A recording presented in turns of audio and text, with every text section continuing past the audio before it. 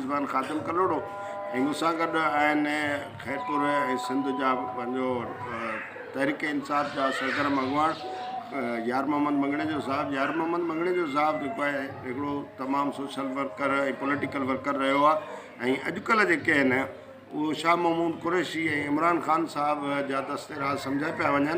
यार मोहम्मद मंगणेजो साहब खां मालूम कयूं था त मुल्क जी जेका सूरत हाल आहे उहा कीअं ऐं किथे बीठी आहे ऐं गॾोगॾु जेका सिंध जी सियासी सूरत हाल आहे उहा कहिड़े तरफ़ वञे पई ऐं केतिरियूं दिलियूं जेके चवनि थियूं त PTI सरकार जेका आहे अॼु वई सुभाणे वई अॼु वई सुभाणे वई उहा छा सूरत हाल आहे तव्हांजे नज़र में? इहो छो आहे जेको इमरान साहब करप्शन जो ख़ात्मो जेको रखियो आहे, जेको कल्ह जेके पार्लियामेंट में जेके 30 बिल पास थिया जेके गवर्नमेंट कया, तो इहे शायदि वायवेला जे हिन जेको करप्शन पैसो ॿाहिरि लुटियो आहे हे जेके माण्हू उन्हनि जे लाइ जेका कार्रवाई थिए थी, तव्हां ॾिसो 13 सालनि खां पोइ सिंध लुटी आहे। हे सरकारी बनियूं जेके आहिनि कूड़ा खाता ठाहे इहे वॾेरनि जेके सियासी माण्हू उन्हनि पंहिंजूं बनियूं जंहिं वटि वैसो ई ज़मीन न हुई उन्हनि वटि अॼु 100 एकड़ 200 सरकारी बनी जा खाता ठाहे उते मथे सिंध में तब्दीली आहे।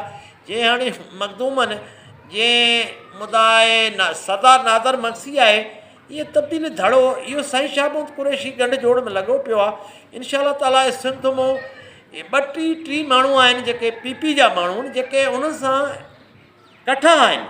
जॾहिं हिकिड़ो 72-75 सीट में जंहिं महिल 35 माण्हू वञनि था ऑटोमेटिक सभु माण्हू हलिया वेंदा। सो सम्झो था त सिंध में तब्दीली ईंदी। हाणे थिम में तब्दीली छाजे करे महांगा बि थिया, तव्हां हिते ॾिसो छाजे करे थियासीं भला इहो ऑटोमेटिक। हाणे पंजाब ऐं सिंध जो फ़र्क़ु आहे, जे हुते टमाटा 80 रुपए किलो न त हिते 120 रुपया किलो आहिनि। जे हिते भाण जेको आहे यूरिया भाण हिते 7,500 रुपया बोरी आहे पंजाब में, हिते 9,000 खैरपुर में 50 विकिणिजे थी। शहर खैरपुर में 9,000 रुपया बोरी विकिणिजे थी। तो 55 रुपए हिते 75 रुपए अटो मिले थो। जेको कणिक जेका सिंध में थींदी आहे पैदावार सिंध में थींदी आहे त उहा शइ महांगा बि हर माण्हू हिते लुटियो आहे। जंहिं वटि ॿुधाए त कंहिं साइकिल न हुई उन्हनि वटि बंगला आहिनि। अॼु जंहिं वटि का मोटर साइकिल न हुई उन वटि V8 कार। इंजीनियर खां वठी चीफ ताईं सेक्रेटरीअ ताईं हिननि करोड़पति हे थिया आहिनि।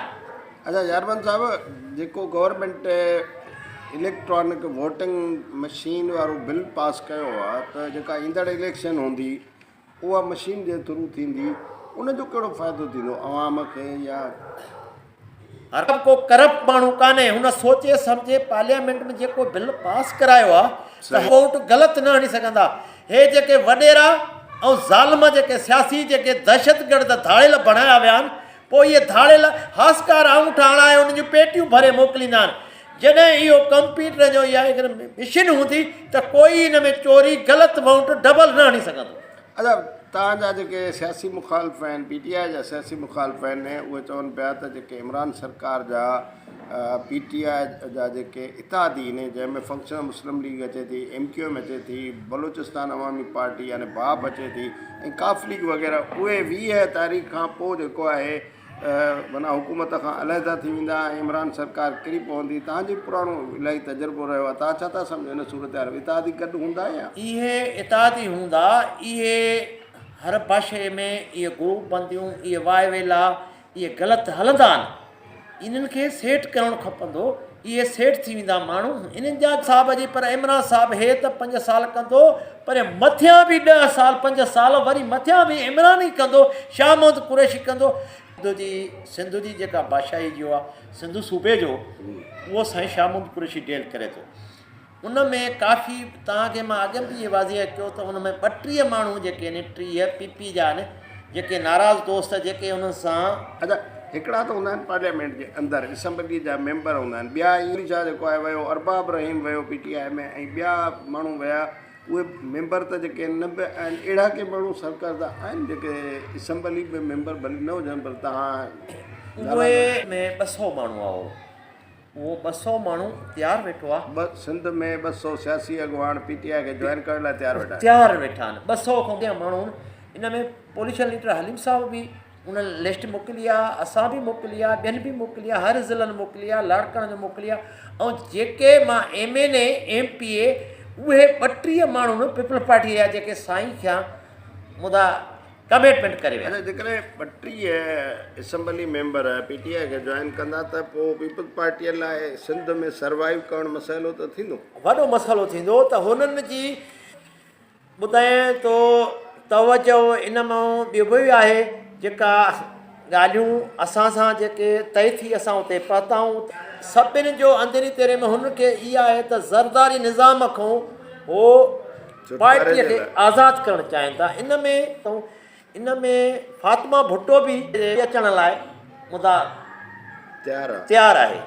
इन में ज़ुल्फ़कार जूनियर बि इहे ॻाल्हियूं कयूं ॿाहिरि जे लाइ बि सिंध में अची इलेक्शन जी मां कंडक्ट करे सघे थो, इलेक्शन विढ़ी सघे थो या पंहिंजो PP जी मुखालिफ़ सियासी तहरीक जो हिसो थी सघे थो। GVS यार मोहम्मद ख़ान जूं तव्हां ॻाल्हियूं ॿुधियूं ऐं यार मोहम्मद ख़ान जो चवणु आहे त वफ़ाक़ी हुकूमत जेका आहे काॾे न पई वञे ऐं PP जेके तहरीक इंसाफ़ मुखालिफ़ आहिनि उहे भली पिया पंहिंजो प्रेशर टेक्ट इस्तेमालु कनि।